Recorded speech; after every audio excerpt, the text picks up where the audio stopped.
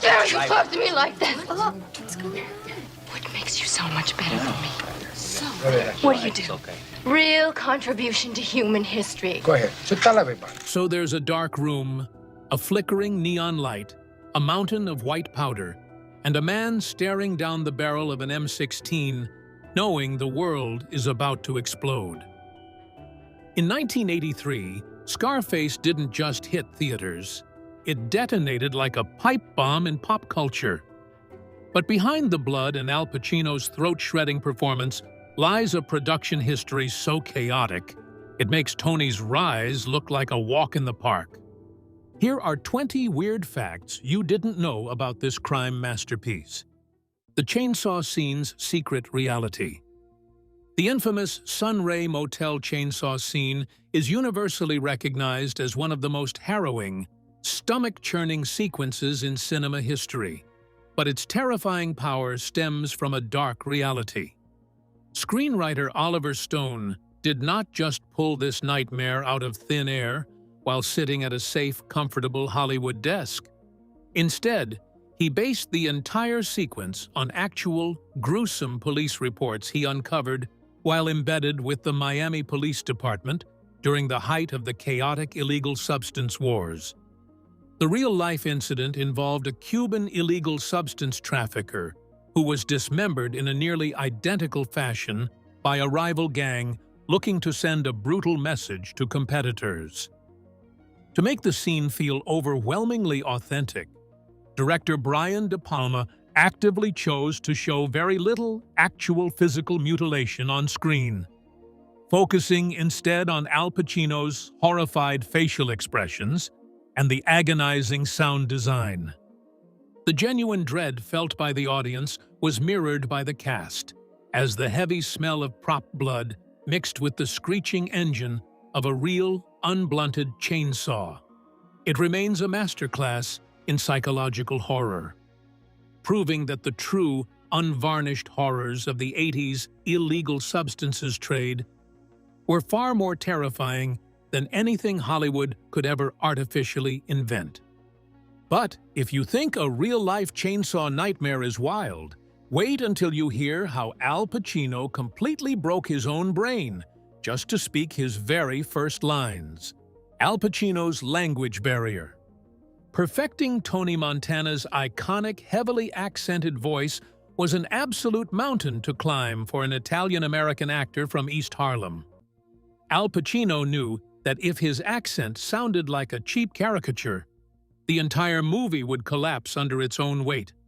So he plunged himself into a grueling, isolated dialect training regimen. He spent months working closely with language experts and native Cuban immigrants, meticulously studying the specific cadence, rhythm, and vocal placement of Spanish speakers from Havana. To completely trick his own brain into staying immersed in the role between takes, Pacino adopted a bizarre psychological trick where he spoke only Spanish or heavily accented English to everyone on set, including the director. He even forced his own mind to think in Spanish patterns, relying heavily on a single secret trigger word, chivato, a harsh Cuban slang term for a political informant or snitch, which he would repeat like a mantra right before the cameras started rolling. This intense psychological reprogramming allowed him to capture that specific, explosive vocal swagger that defined Tony's erratic personality. The resulting performance was so completely transformative that many viewers who saw the film in 1983 genuinely believed the studio had hired an unknown native Cuban actor to play the leading man, the flower that blew out a nose. You cannot think of Tony Montana without picturing him buried face first in a massive, snowy mountain of illicit white powder. But that cinematic excess came with a brutal physical price.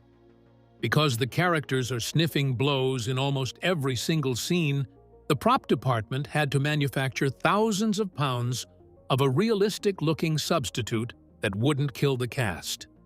For decades, Hollywood rumors swirled that director Brian De Palma used real, high-grade, illegal substance on set to get authentic performances. But the truth is actually a mix of powdered milk, baking soda, and baby laxative. While inhaling powdered milk sounds completely harmless on paper, snorting massive quantities of any foreign substance into human nasal passages for months on end is a medical disaster. Al Pacino snorted so much of this chemical cocktail during the multi-month shoot that the fine particles physically coat-burned his nasal passages, severely damaging his sinuses and respiratory system. Even years after the cameras stopped rolling on the final Mansion shootout, Pacino publicly admitted that his nasal passages were permanently altered, leaving him with a chronic congestion problem. The white powder on screen may have been totally fake, but the excruciating physical toll it took on the leading man's body was 100% real. The gun that burnt to the bone. Tony Montana's custom M16 assault rifle with the attached M203 grenade launcher is arguably the most famous firearm in movie history. But it physically attacked Al Pacino before a single stuntman even fired a shot. During the grueling rehearsals for the final Mansion bloodbath, the prop department was using heavily modified real weapons that fired automated blanks to create realistic muzzle flashes and concussive sound. During one particularly chaotic take, Pacino fired a massive, continuous burst from the weapon, dropped it to the ground as scripted, and then instinctively reached down to pick it back up by the forward metal barrel. Because blanks burn at an incredibly high temperature, the intense rapid fire had instantly turned the gun's steel barrel into a searing, white-hot branding iron. The metal physically fused to his bare skin, inflicting horrific, deep third-degree burns across his entire left hand, and melting his flesh down to the point of exposing the bone. The excruciating injury was so severe that production had to shut down completely for nearly 2 full weeks, while Pacino was rushed to a specialized hospital burn unit for intensive treatment.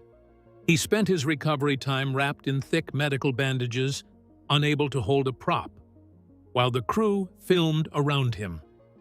The secret Spielberg cameo. The explosive, blood-soaked final shootout at the Montana Mansion is widely considered a masterpiece of action filmmaking, but most fans have absolutely no idea that a legendary cinematic rival actually directed part of it.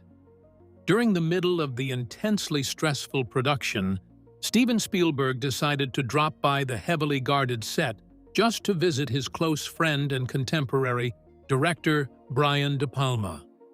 Instead of just sitting in a folding director's chair sipping coffee, Spielberg was instantly fascinated by the massive scale, the complex geometry, and the sheer technical choreography of the multi-camera stunt sequence. De Palma, who was physically exhausted from weeks of night shoots and constant battles with the studio, happily invited the iconic Jaws director to step behind the main camera rig. Spielberg eagerly accepted the offer and personally directed a crucial low-angle tracking shot showing the heavily armed cartel hitmen breaching the mansion's lower perimeter. Specifically, he orchestrated the tense, terrifying shot where a hitman smoothly glides across the top balcony right before the final chaos erupts. Because of strict union rules and studio politics, Spielberg's brief directorial stint was kept entirely off the official credits, remaining a legendary secret shared only between the cast and crew. Are you ready to find out why an entire American city legally banished this production from ever crossing its borders? Banned from Miami. When you think of Scarface, you instantly picture the sun-drenched, neon-soaked streets of Miami. But the city's actual government absolutely despised the production and legally forced them to pack up and leave. Originally, director Brian De Palma and screenwriter Oliver Stone intended to shoot the entire film on location in South Florida to capture the raw, unvarnished energy of the early 80s trade. However, The local Cuban-American community and Miami city officials were deeply offended by the script, arguing that it unfairly portrayed Cuban immigrants as nothing more than violent, bloodthirsty, illegal substance, running criminals. The political backlash grew so fiercely intense that protests erupted outside production offices. Local businesses refused to grant filming permits, and city council members openly threatened to pass local ordinances to shut the shoot down entirely. Fearing for the safety of the cast and crew under constant threat of protest, the studio made the incredibly costly decision to abandon Miami after just a few weeks of exterior shooting. The crew packed up and relocated to Los Angeles, California, where the art department faced the monumental task of manually transforming Santa Barbara and downtown LA into convincing replicas of the tropical Florida coastline. The F-bomb registry record. The overwhelming barrage of profanity in Scarface is legendary, but the sheer mathematical density of the film's swearing actually set a historic, industry-shattering record that nearly killed its commercial release. According to meticulous tracking by film historians and the studio's own legal department, the primary four-letter expletive is uttered a staggering 226 times throughout the movie's running time.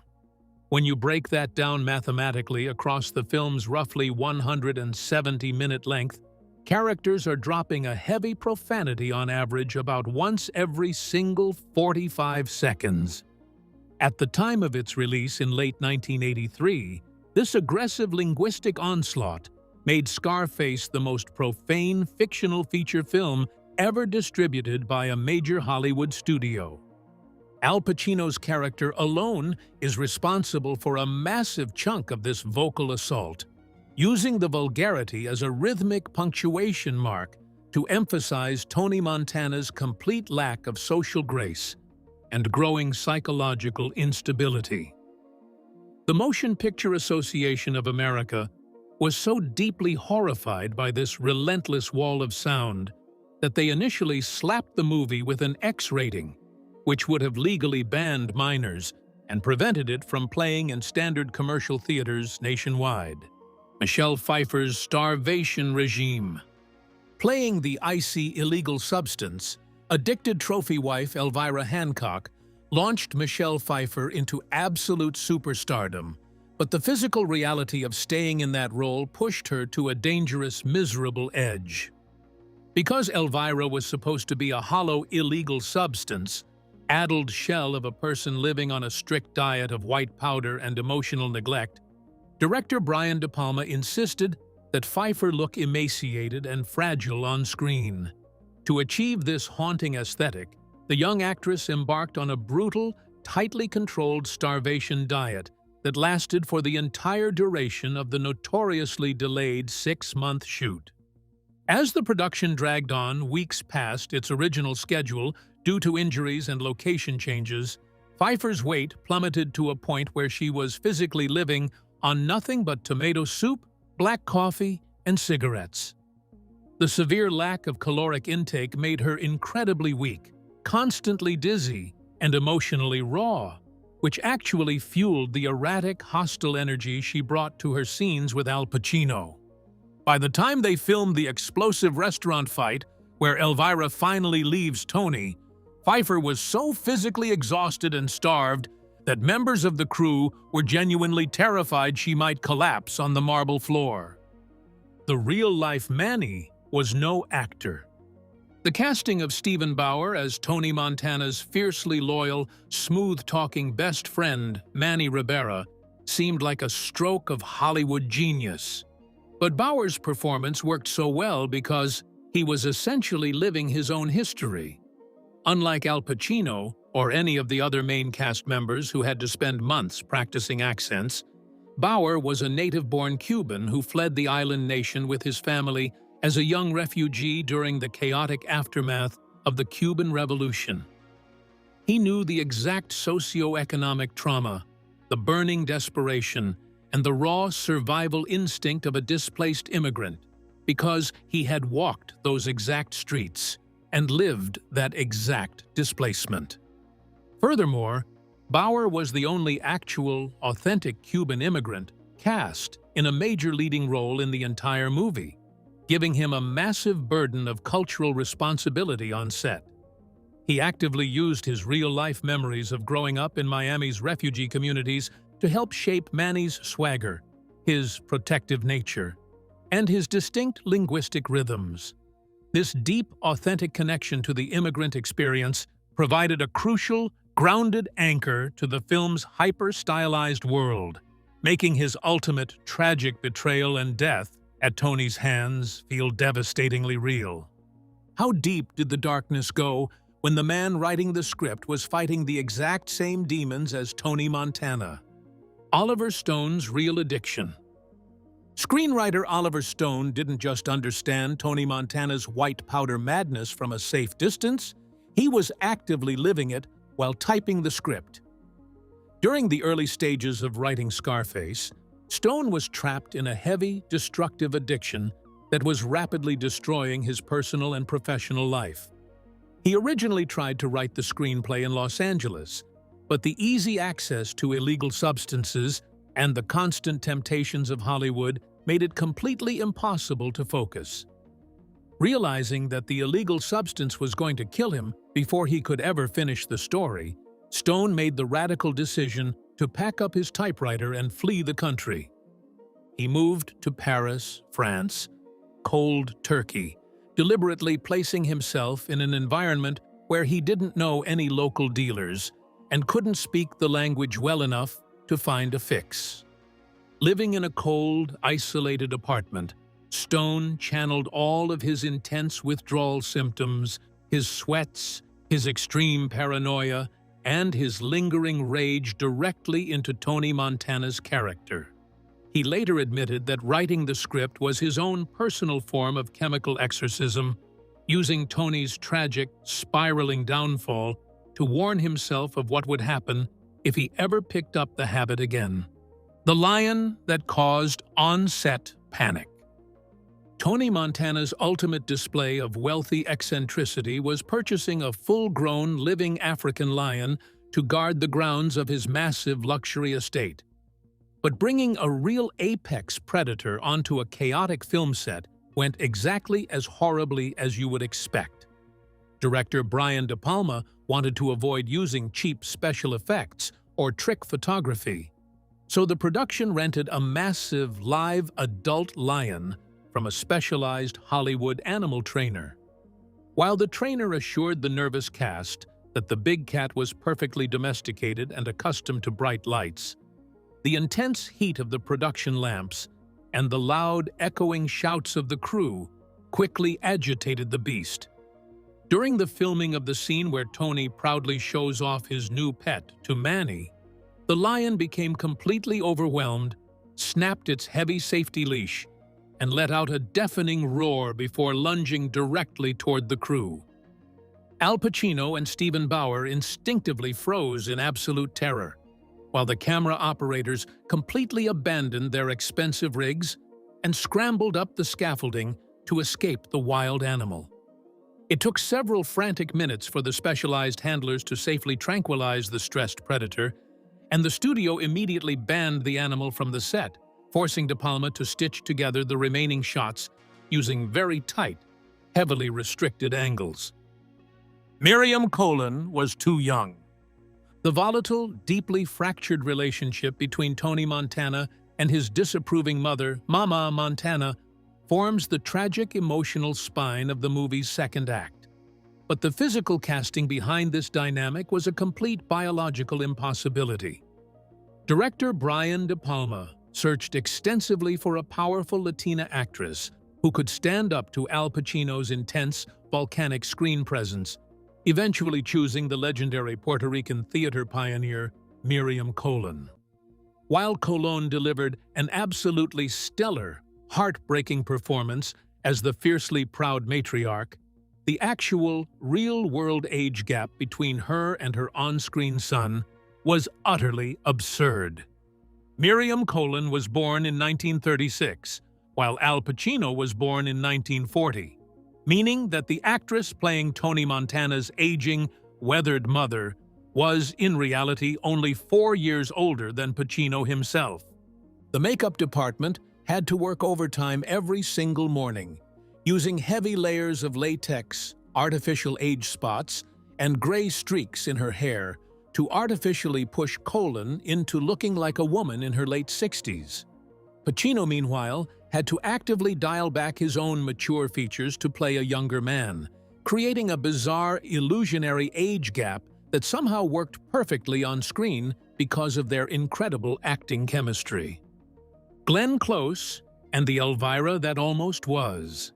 It is completely impossible to imagine Scarface without Michelle Pfeiffer's career-defining, razor-sharp portrayal of Elvira Hancock.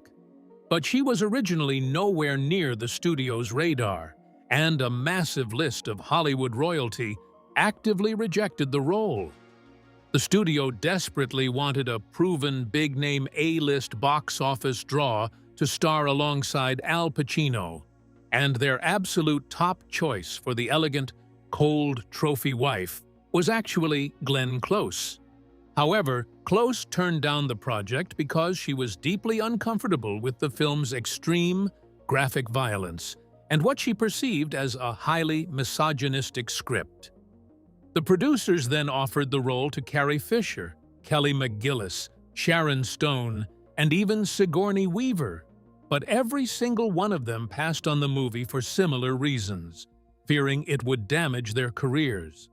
A completely broke, relatively unknown. Michelle Pfeiffer only got an audition because director Brian De Palma saw her in the box office flop Grease 2 and saw a raw, untapped vulnerability beneath her stunning looks. Pacino initially protested her casting, arguing she was too unproven, but Pfeiffer blew him away during screen tests, proving that the role belonged to her. The left-handed bullet theory. The sheer variety of firepower on display in Scarface is a gun enthusiast's dream, but the production team incorporated an incredibly subtle, highly accurate military detail into Tony Montana's firearms that almost everyone completely misses. Tony Montana is a left-handed shooter throughout the entire movie, a specific character trait that Al Pacino integrated into his physical performance to make Tony appear more erratic and unconventional in his movements. Because standard military-issue rifles are designed for right-handed soldiers, the brass shell casings eject from the right side of the weapon, which would normally fly directly into a left-handed shooter's face and eyes. To prevent his star from being blinded by scorching hot metal during rapid-fire scenes, De Palma had the armorers source custom, specially modified weapons that ejected shell casings to the left. Furthermore, military experts have noted that Tony's tactical reload style changes as he gains wealth, shifting from a sloppy, untrained street-style grip to a highly precise, tight military posture. This hidden detail subtly signaled to the audience that Tony had been actively training with professional mercenaries and cartel enforcers between the movie's major time jumps. The movie was a flop that saved hip-hop.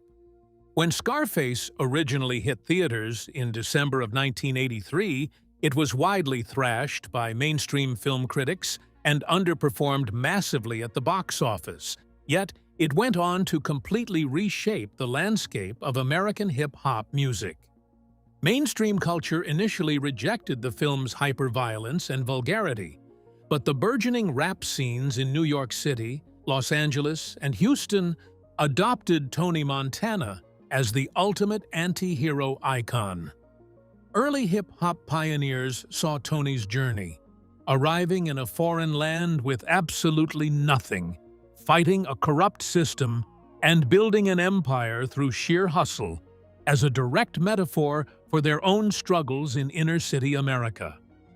Iconic artists like Def Jam co-founder Russell Simmons, the Ghetto Boys, and Snoop Dogg have openly stated that Scarface was an absolute religious text for their generation. The movie's dialogue, themes of fierce loyalty and rags-to-riches mentality were sampled endlessly in platinum-wrapped tracks, single-handedly keeping the movie alive in the public consciousness through the late 80s and 90s. Without the rap community fiercely keeping the film's legacy burning through mixtape culture, Scarface likely would have been entirely forgotten as just another failed, over-budget 80s studio experiment. Would you believe that the flashing lights of the iconic Babylon Club were actually a psychological torture device for the entire cast? The blinding Babylon Club lights. The legendary Babylon Club scenes represent the absolute peak of Tony Montana's neon-soaked, high-flying lifestyle.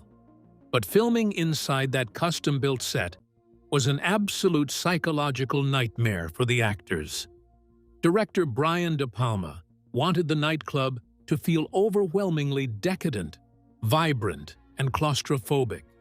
So the design team packed the studio space with hundreds of custom, high-intensity neon tubes and flashing strobe setups.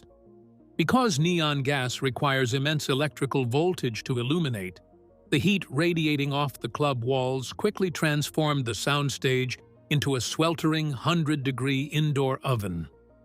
The blinding, pulsating pink and purple light frequencies combined with the artificial fog machines created a deeply disorienting environment that triggered severe migraines and nausea across the crew.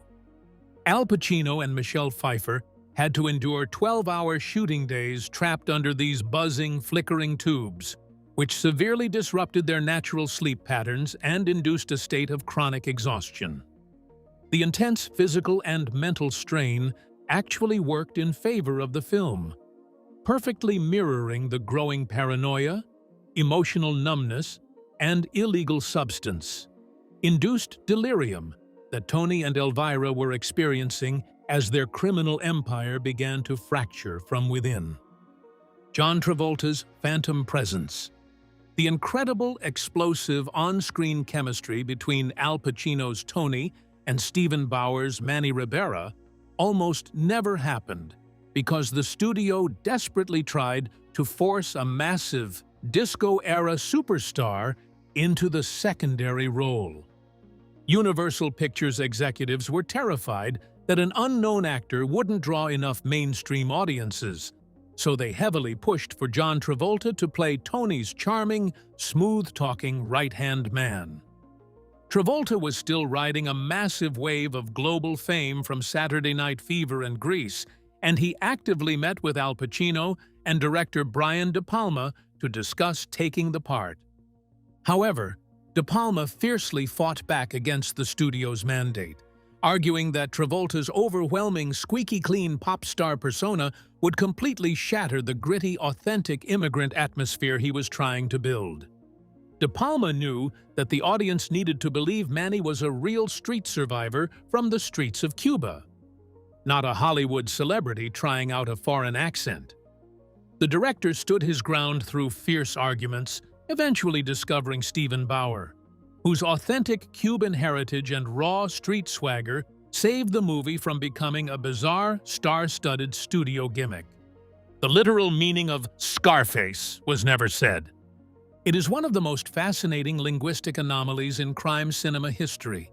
But despite the movie being universally known by its titular name, the actual word Scarface is never spoken a single time in the English dialogue.